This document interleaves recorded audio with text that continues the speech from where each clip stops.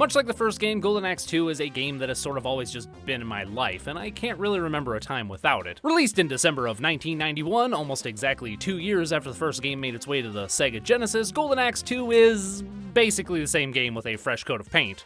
And it might even be a slight downgrade. Unlike the first game, which was a massive hit in the arcade prior to being released at home on the Sega Genesis, Golden Axe 2 was created as, and remains, a Sega Genesis exclusive, no arcade version to be found.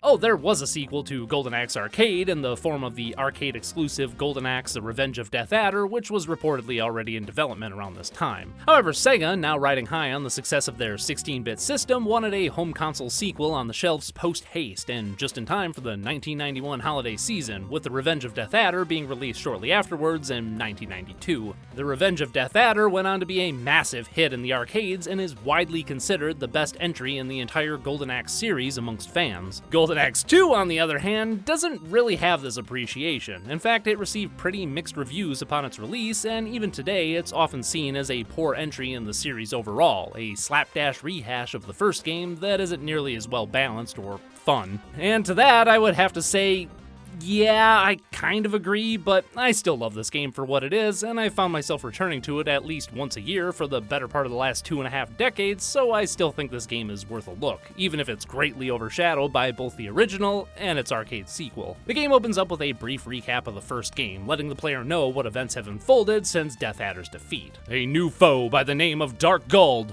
Wow, they were really trying to tap into that whole Sith Lord vibe, weren't they?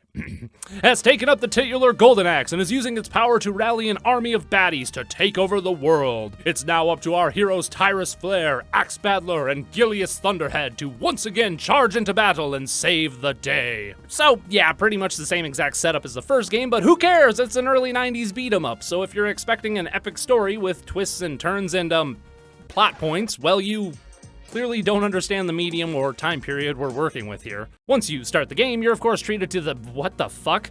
Why can't I move? Wait, I can move, but only with the face buttons? What the?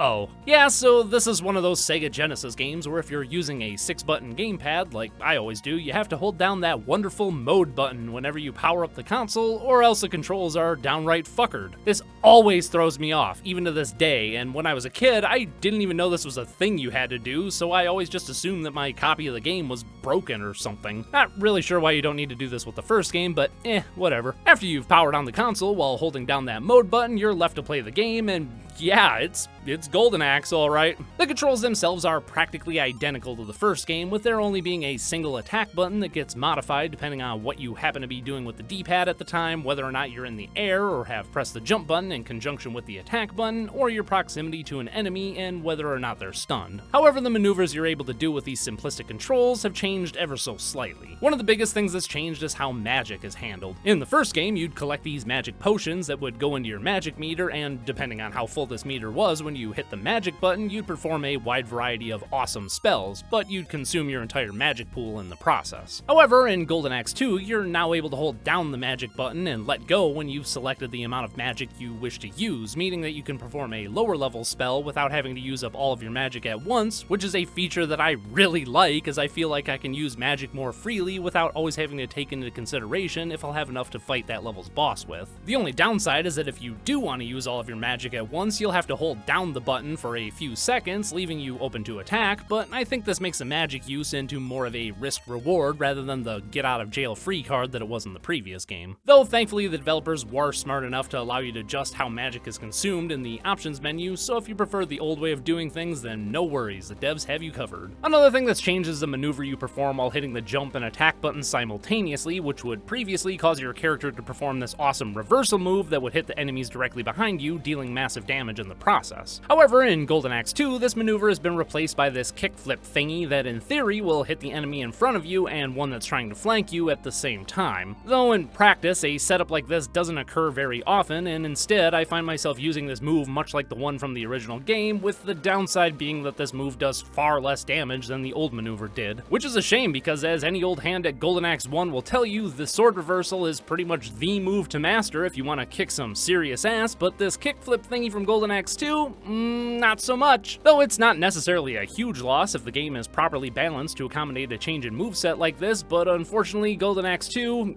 isn't. Enemies in this game tank a lot of damage and come in wave after wave after wave, ganking the player at every opportunity, turning what was a pretty well-balanced system in the first game, at least as far as arcade beat-em-ups go, into this sort of sloppy, scrappy brawler that can see you kicking ass like a gamer god one second and getting the shit kicked out of you the next. I've been playing Golden Axe 2 just as long as I've been playing the first game, and while I wouldn't say that I'm an expert at either one of them, I can consistently beat Golden Axe 1 without too much difficulty. But with Golden Axe 2, it's sort of always been a flip of the coin for me as to how far I can actually make it in the game. I've had playthroughs where I've made it all the way to the final boss with the majority of my lives and continues left, and I've had others where I can't even make it to the second to the last level before getting a game over. And it's for this reason, I think, that Golden Axe 2 gets such a bad rap among retro gamers like myself. This sort of looseness with its design that makes it really difficult to learn the ins and outs of the game and actually become skilled at it. A lot of this looseness just has to boil down with the game's AI, which is all over the place, with some enemies, like these autonomous suits of armor, able to anticipate and react to your moves with precision and nuance, like how they'll dodge flying kicks and shoulder rams, whereas most enemies stand still and take it like a bitch.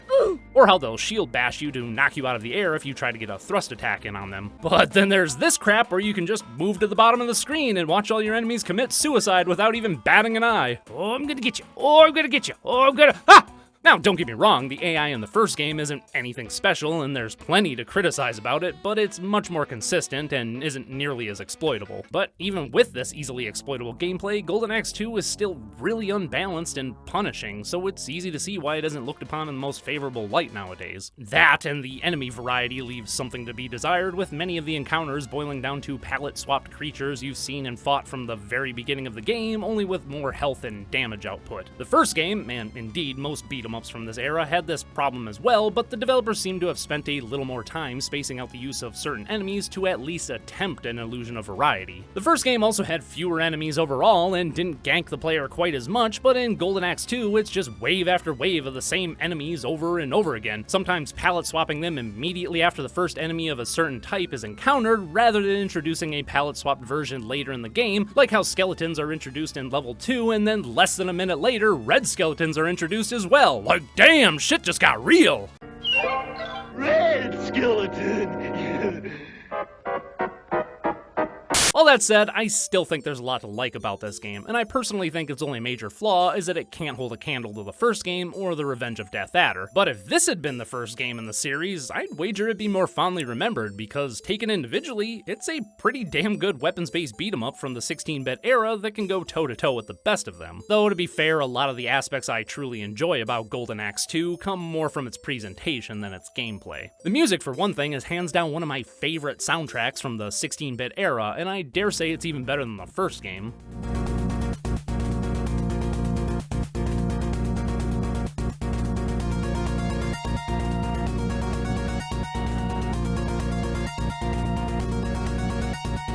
Graphics are also a lot brighter and more colorful than the first game, and I find the environments themselves to be more appealing to look at. Oh, the actual level settings don't have quite the same spectacle and uniqueness that the original game had. Nothing really to compare to fighting on the back of a giant eagle or hitching a ride on a big old turtle boy, but certain levels like the Ravaged Village and Dragon's Throat have this gritty mystique to them that I can't help but love. I also love the way the story is presented in between levels, with our hero's journey being closely monitored through a crystal ball by some unknown entity, a presentation that I'd say is on par with the parchment and quill from the first game. So overall, I'd say that Golden Axe 2 is the better looking and sounding of the two games, but only slightly, and I really do enjoy myself each time I sit down to play it, but I'm not blind to its flaws either. There's a certain level of nostalgia to this one for me as well, as it's one of the first games I remember playing with my dad when I was a kid. So stepping into this world is always a joy for me, and much like the first game, this is one of the few titles that I'm seemingly always in the mood to play and can turn on for an hour or so to get my gaming fix and then go about my day. And for that, I think Golden Axe 2 is worth playing, especially if you're a fan of the first game. It's certainly rougher around the edges, but it's still quite the enjoyable little game for what it is, and it certainly isn't as bad as some would have you believe, so give it a chance if you haven't.